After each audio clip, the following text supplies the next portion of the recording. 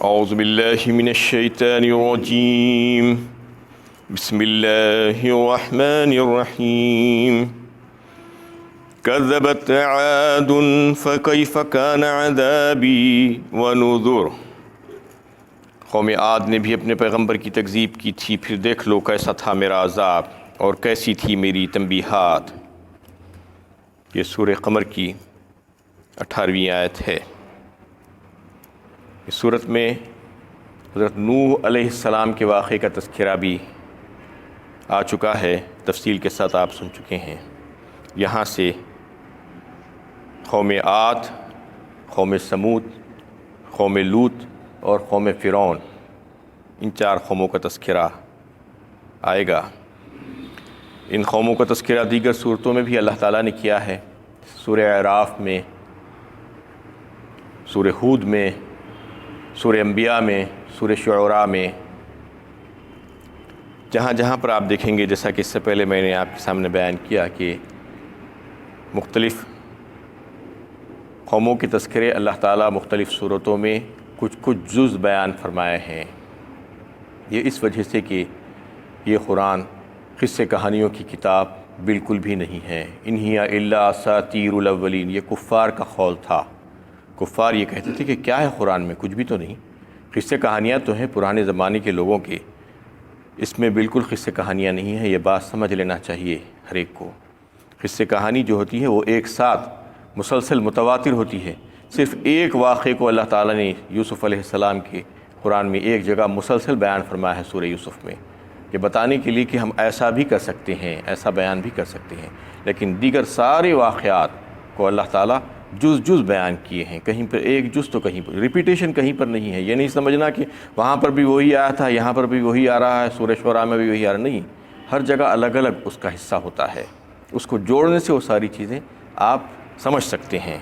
تو اس میں یہی بتانا مقصود ہے کہ یہ قصے کہانیوں کی کتاب نہیں ہے، بلکہ جو بھی واقعات اللہ تعالیٰ اس میں بیان فرماتے ہیں یہ نصیحت اور عبرت کے لیے بیان فرماتے ہیں، نہ کہ کہانی سن لیے اور سن کر بھلا دیے، یہ نہیں، بلکہ ان قوموں نے کیسا کام کیا تھا، کیسے انہوں نے نبیوں کی تکذیب کی تھی، تو پھر اللہ تعالیٰ نے ان کو کیسے ہلاک کر دیا، یہ بتانا ہے اس میں مقصود۔ یہاں سے قوم عاد کا تذکرہ اللہ تعالیٰ فرما رہے ہیں کہ ہود علیہ السلام کو عاد کی طرف نبی بنا کر بھیجا گیا تھا، جیسا کہ دیگر صورتوں میں فرمایا گیا، وَإِلَىٰ عَادٍ أَخَاهُمْ هُودًا قَالَ يَا قَوْمِ اعْبُدُوا اللَّهَ مَا لَكُم مِّنْ إِلَٰهٍ غَيْرُهُ أَفَلَا تَتَّقُونَ۔ فرمایا ہود علیہ السلام نے اپنی قوم سے کہ سوائے اللہ کے تم کسی اور کی عبادت مت کرو، تم کیسے عبادت کر سکتے ہو؟ ایک اللہ کی عبادت کی تعلیم انہوں بھی دی تھی، یعنی سارے انبیاء کرام کی تعلیمات اگر آپ اٹھا کر دیکھیں تو مشترکہ تعلیم یہی ہے کہ قال یا قوم اعبدوا اللہ ما لکم من الہ غیرہ، اس کے علاوہ اور تمہارا معبود نہیں ہو سکتا۔ کیا تم کو عقل نہیں؟ کیا تم ڈرتے نہیں ہیں؟ یہ بات بار بار پیغمبر آ کر اپنی قوموں سے کہے ہیں، تو اس میں بھی جو ہے انہوں نے یہی بات بتائی، لیکن قوم بات نہیں مانی۔ کذبت عاد فکیف کان عذابی ونذر، یہاں سے شروع کیا گیا مضمون، یعنی عاد میں بھی اپنے پیغمبر کی تکذیب کی، پھر دیکھ لو کیسا تھا میرا عذاب، پھر ان کے اوپر اللہ کا عذاب آیا اور کیسی تھی میری تنبیہات۔ انا ارسلنا علیہم ریحا صرصرا فی یوم نحس مستمر، یقیناً ہم نے ان پر ایک تیز و تند طوفانی ہوا بھیجی ایک ایسے دن جو ان کے لیے منحوس تھا۔ اس میں اللہ تعالیٰ ان کے عذاب کا تذکرہ فرما رہے ہیں کہ ان پر عذاب کیسے آیا، کہ انتہائی تیز ہوا، آندھی جب چلتی ہے تو آپ کو اندازہ ہوتا ہوگا کہ 200 کلومیٹر فی گھنٹے کی رفتار سے، 150 کلومیٹر فی گھنٹے کی رفتار سے جب چلتی ہے تو چیزوں کو اڑا ڈالتی ہے۔ یہاں پر تو اللہ کی طرف سے ایک عذاب کی شکل میں آندھی آئی تھی، کتنے ہزار کلومیٹر فی گھنٹے کی رفتار سے چل رہی تھی معلوم نہیں، تو اس کا حال بتایا جاتا ہے کہ ایسا حال تھا کہ چیزوں کو اٹھا کر اوپر لے جاتی اور پھر وہاں سے نیچے پٹکتی، اور انسان جو تھے وہ ان کو اوپر سے جب تیزی کے ساتھ یعنی پٹکا جاتا تو ان کے سر ان کے دھڑوں سے الگ ہو جاتی، اور نہ صرف جو اوپن میں تھے ان کو اٹھا کر پھینکتی بلکہ گھروں سے اور قلعوں سے اٹھا کر پھینکتی۔ اتنی تیز ہوا اللہ تعالیٰ نے چلائی اور کتنا سخرھا علیہم سبع لیال و ثمانیۃ ایام حسوم کہا ایک مقام پر اللہ تعالیٰ نے سورہ حاقہ میں، یعنی وہ 1 گھنٹہ 2 گھنٹے نہیں، جیسا کہ عام طور پر آپ دیکھتے ہیں کہ 1 گھنٹہ آدھا گھنٹہ آندھی چلتی ہے تو ہی تباہیاں مچا دیتی ہے، لیکن اللہ تعالیٰ نے وہاں پر آندھی 7 رات اور 8 دن پورے مکمل لگاتار حسوما فرمایا، یعنی 7 راتوں تک اور 8 دن تک مکمل مستقل چلتی رہی آندھی، اس سے ساری قوم تباہ و برباد ہو گئی، ایک بھی نہیں بچا۔ فَهَلْ تَرَىٰ لَهُم مِّن بَاقِيَةٍ، پوچھتے ہیں اللہ تعالیٰ، سوال کرتے ہیں ایک مقام پر، کیا اس میں سے کوئی ایک بھی باقی نظر آتا ہے تم کو؟ کوئی بھی نہیں بچا، سب کو ہلاک کر دیا گیا۔ اِنَّا أَرْسَلْنَا عَلَيْهِمْ رِيحًا صَرْصَرًا، فرمایا صرصر اس کی صفت ہے، شائع شائع کرتی ہوئی، آوازیں نکالتی ہوئی، ایسا دکھتا تھا کہ بس ایک دشمن الغار کر رہا ہے۔ اس طریقے سے اللہ تعالیٰ نے ہوا کے ذریعے سے ان کو تباہ و برباد کر دیا، کوئی اور لشکر بھیجنے کی ضرورت نہیں پڑی۔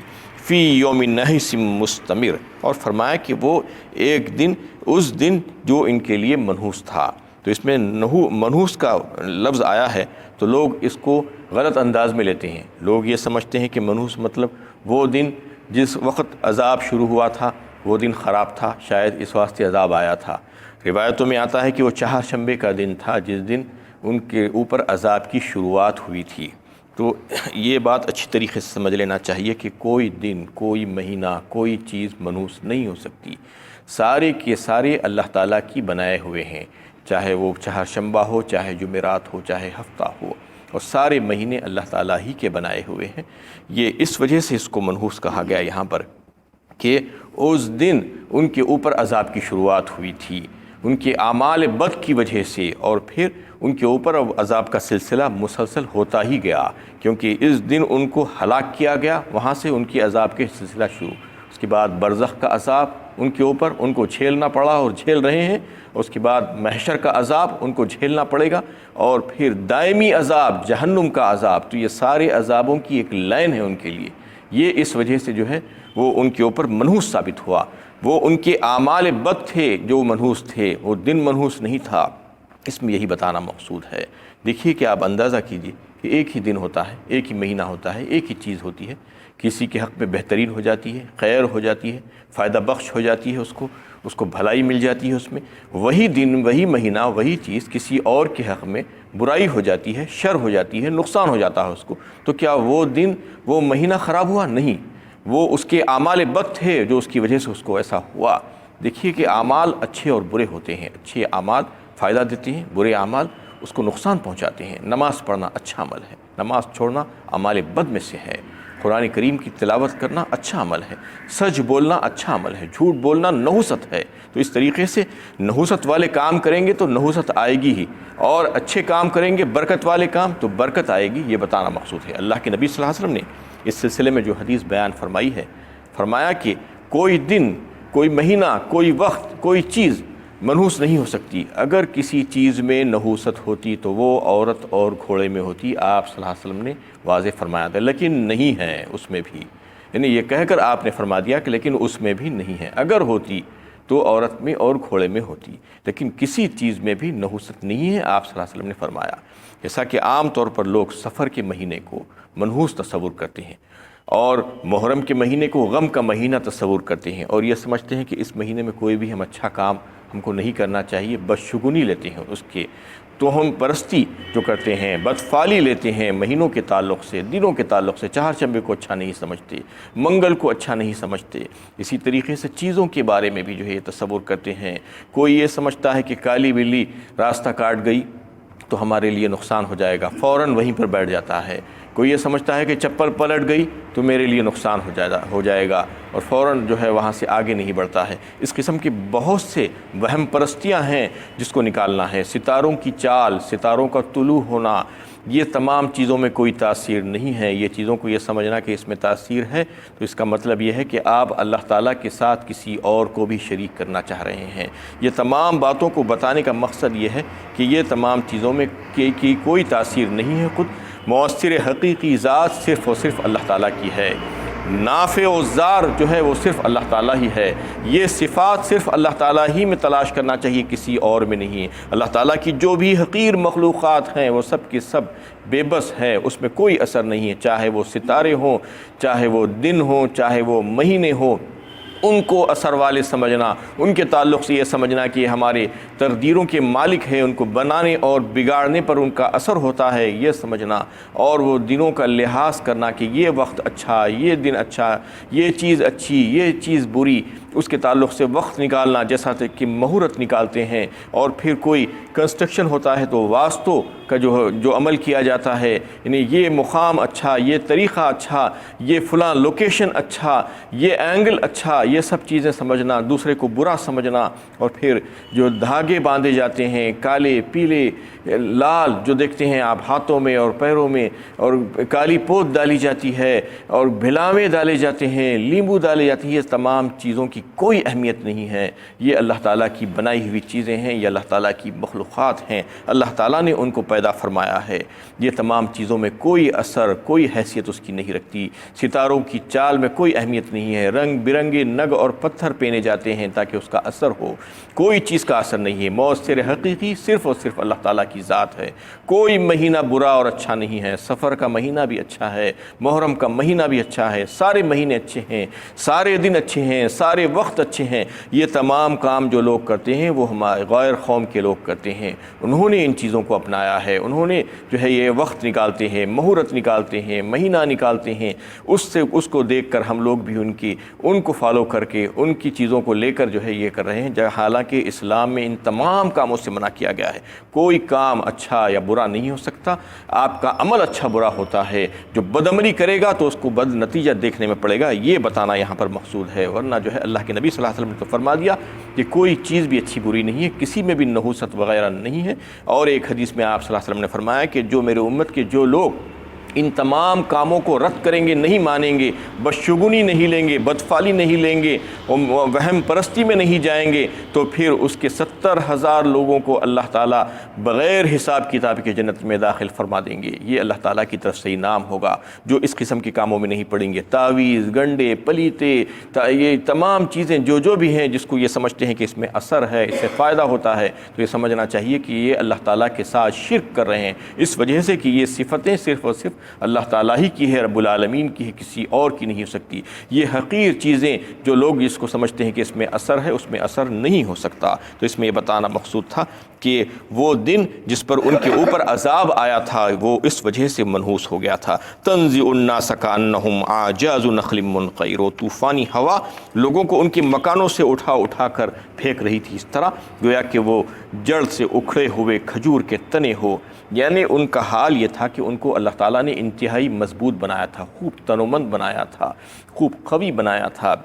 الم تر کیف فعل ربک بعاد ارم ذات العماد التي لم يخلق مثلها في البلاد. فرمایا اللہ تعالیٰ نے سورہ فجر 30ویں پارے میں، یعنی کیا تم نے نہیں دیکھا قوم عاد کے ساتھ تمہارے رب نے کیا معاملہ کیا. ارم ذات العماد التي، وہ ستونوں والے جو ارم تھے عاد، ان کو جو ہے اللہ تعالیٰ نے ایسا بنایا تھا، ان کی ایسی تخلیق فرمائی تھی ویسا کسی اور کو نہیں بنایا گیا شہروں میں اور ملکوں میں. یعنی ان جیسی قوم کو پیدا نہیں کیا گیا، یہ اللہ تعالیٰ بتانا چاہ رہے ہیں. اس کا مطلب یہ ہے کہ انتہا سے زیادہ قوت اور طاقت اور ان کو خد و خامت عطا فرمائی گئی تھی کہ ان کے اتنے لمبے چوڑے کوئی بھی قوم نہیں بنائی گئی، نہ اس سے پہلے نہ بعد میں نہ قیامت تک. اللہ تعالیٰ نے بتایا ہے کہ ان جیسے نہیں بنائے گئے تھے. تو اس کو اللہ تعالیٰ اس کا اظہار کر رہے ہیں کہ وہ اس کی وجہ سے ان میں غرور اور تکبر آ گیا تھا، اور کہتے تھے کہ قالوا من اشد منا قوة، کیا ہم سے زیادہ کوئی طاقتور ہیں؟ چیلنج کرتے تھے لوگوں کو. تو ان کا چیلنج اور ان کی ساری جو حرکتیں تھیں، جو بدعمالیاں تھیں، اللہ تعالیٰ نے ان کو تباہ و برباد کر دیا. اللہ تعالیٰ ان کا حشر بتا رہے ہیں کہ ان کا حشر یہ ہو گیا کہ کھجور کے کھوکھلے تنے کیسے پڑ جاتے ہیں نیچے زمین پر، بالکل ان کے لاشیں ایسے پڑے ہوئے تھے.